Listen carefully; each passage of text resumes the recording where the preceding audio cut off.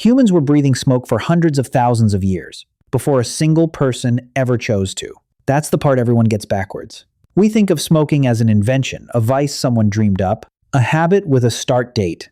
But the first lungfuls of smoke weren't a choice at all. They were the price of the most important thing our ancestors ever did, sitting down next to a fire and refusing to leave. So, when did humans start smoking? The honest answer splits into two completely different questions, separated by an almost unimaginable gap of time.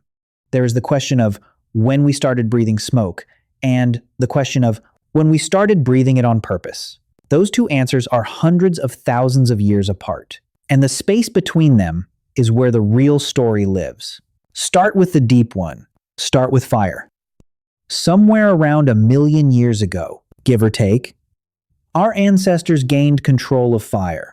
Not just the ability to use a wildfire that happened to be burning, but the ability to keep one to feed it, carry it, sleep beside it, and rely on it.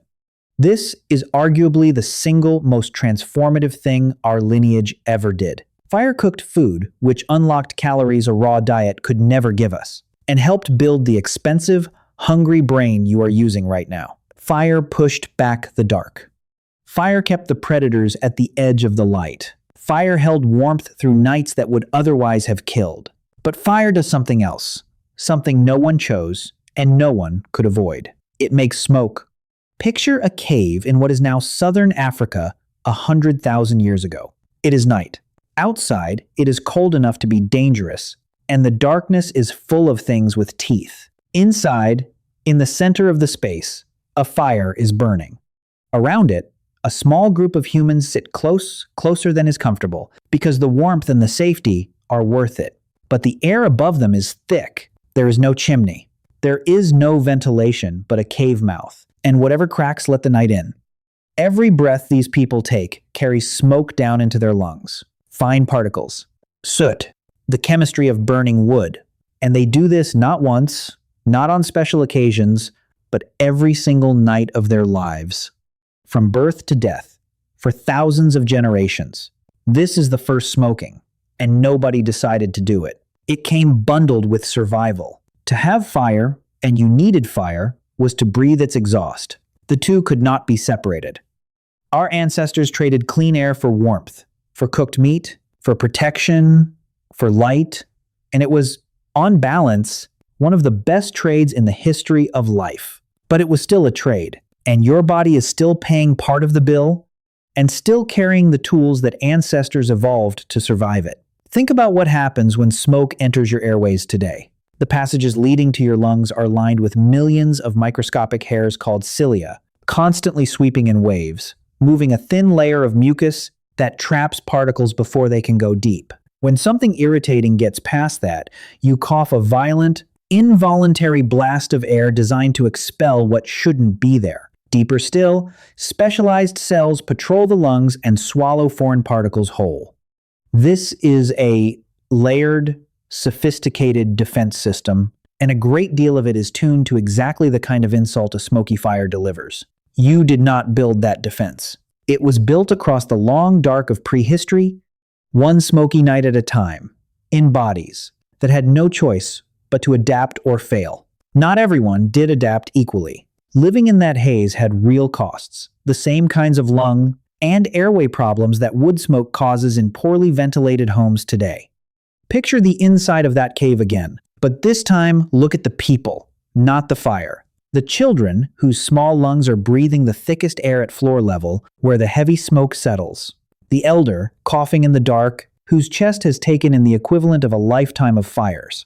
This is the hidden tax on the greatest tool our species ever found. Warmth on one side of the ledger, and a slow cost to the lungs on the other. Some individuals tolerated it better than others, their airways cleared it more efficiently, their bodies handled the irritation with less damage. And in a species that could not walk away from fire, that difference mattered. The ones who tolerated the smoke a little better were the ones a little more likely to stay healthy, to raise children, to pass on whatever made them more resilient. Over enough generations, that tiny edge compounds. It is the same quiet logic that shaped everything else about us. A small advantage, repeated across thousands of years, becomes a feature of the whole species. We became, in a real biological sense, a smoke-adapted animal long before we ever gave the smoke a name. Compare us to almost any other creature. Put most animals in a room thick with wood smoke, night after night, and they suffer badly and fast. We do too. Smoke is genuinely bad for us, but we carry defenses and a tolerance built by a million years of exactly this exposure. The fire that could have poisoned us instead became the thing we were shaped around. So that is the first answer. When did humans start breathing smoke? Around the time we mastered fire, hundreds of thousands, perhaps a million, years ago. It was involuntary. It was universal. And it lasted for an almost incomprehensible stretch of time. Now the gap. Because for that entire vast period, as far as we can tell, no one was breathing smoke on purpose. Smoke was a side effect, tolerated because it came with fire. The idea of pulling smoke into your lungs deliberately, as a thing worth doing in itself, had not arrived. Between the first smoky fire and the first deliberate inhalation lies a canyon of time, so wide it's hard to hold in your mind. The exposure came first, by an enormous margin. The choice came almost at the very end. So when did the choice arrive? Here we move from a million years to just a few thousand, from the deep dark of prehistory into something much closer to written history. Deliberate smoking is, in the story of our species, astonishingly recent. The oldest smoking pipes archaeologists have found are only a few thousand years old. Compared to the million-year story of fire, that is not the ancient past. That is practically yesterday. Picture how it might have begun. A group sitting around a fire as humans had done for ages beyond counting, and someone throws in the wrong plant, or the right one. Maybe it was an accident. A bundle of herbs stored too close to the flames, a green branch with resin in the bark, a plant tossed on the coals to get rid of it. Certain leaves and resins, when they hit hot embers, don't just burn. They release something, an aroma that changes the air, sharp or sweet or strange. A smoke that, breathed in, changes how you feel: calmer, lighter, dizzier, more awake, or carried somewhere the ordinary day never took you. Someone noticed. And the moment a human connected a specific plant on the fire with a specific change inside their own head, everything shifted. The smoke was no longer just something to endure. It was something that could do things. The association between fire and altered states was suddenly there to be used. And once one person noticed it, the door was open, and it never closed again. The evidence for this turn shows up in scattered places across the ancient world.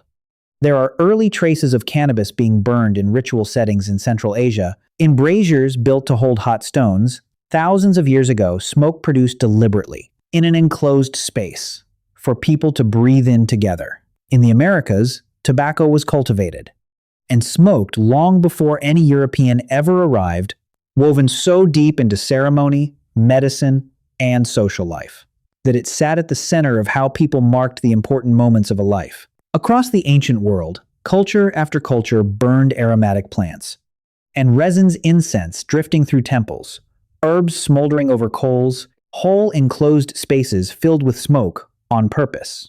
And notice why they did it. Some of it was medicine smoke inhaled or blown over the body to treat illness, to soothe, to heal.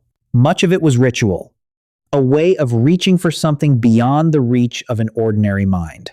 This is not a small detail. The smoke rising off a fire had always looked like it was going somewhere up, out, climbing into the sky, and vanishing. To people watching it for 100,000 years, it must have seemed like the one thing at the fire that could leave the ground and travel to wherever the dead and the gods were thought to be. It is not hard to see why. So many separate cultures, with no contact between them, independently came to treat smoke as a bridge to the sacred. Deliberate smoking wasn't only about the feeling in the lungs. It was about sending something upward and receiving something back. And there was one more thing, quieter but just as old. Smoking was almost never done alone. The plant went on the same fire people already gathered around, and the smoke was passed, shared, breathed by the group together. It became a way of marking that a moment mattered, a deal sealed, a peace made, a loss mourned, a season turned. The same fire that had drawn people into a circle for 1,000,000 years now drew them in for a new reason. Smoking slotted perfectly into a space our species had occupied since before we were fully human. The tight ring of faces around the flames, doing something together that no one did apart. Notice what all of these have in common. Fire, an enclosed or semi-enclosed space, a plant chosen for its effect, and a human deliberately breathing the result. Every one of those elements except the last had existed for hundreds of thousands of years. The fire was ancient. The enclosed smoky space was ancient. What was new, stunningly new, in the scale of our story was the intention. The decision to make smoke not as a byproduct, but as the point. And here is the strange twist that ties the two halves together. The reason humans could take up deliberate smoking so readily may be that we were already built for it. Your body had spent 1,000,000 years living with smoke. You already tolerated it in a way almost no other animal could. And there was something deeper than tolerance. For your ancestors, fire and smoke were never neutral. They meant the center of the group. They meant warmth after a freezing day, cooked food after a hungry hunt, light against a dark that wanted to kill you. The faces of the people you loved lit orange, while the night pressed in outside. Smoke was the smell of safety. Smoke was the smell of home. When your ancestors finally reached into the fire, chose a leaf, and breathed on purpose, that smoke wasn't landing on a body that found it foreign and alarming. It was landing on a body and a mind that had associated smoke with survival and belonging for longer than our species has even existed. That is why it took hold so fast and so completely in so many places at once. The habit was new.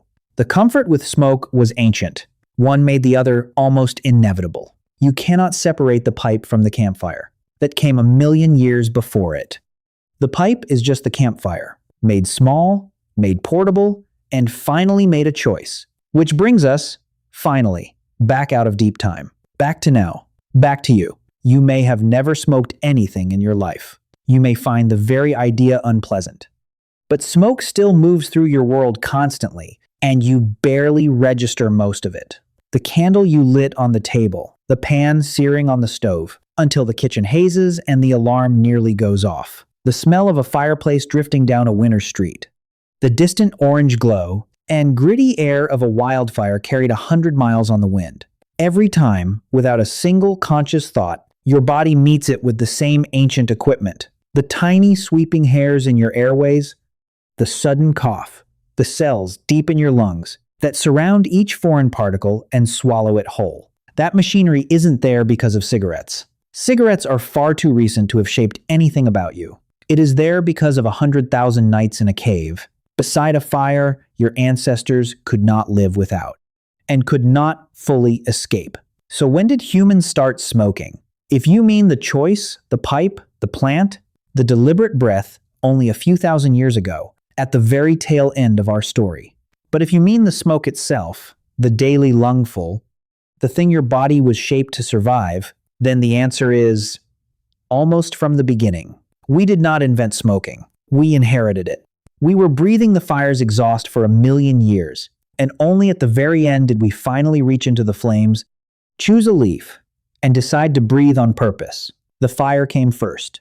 The smoke came with it. And the choice, the thing we call smoking, was just us finally noticing what we'd been breathing all along. If you made it this far, you are exactly the kind of person this channel exists for. We make videos like this one every week about ancient human behavior, about what your body still remembers, and about the gap between the world you were built for and the one you actually live in.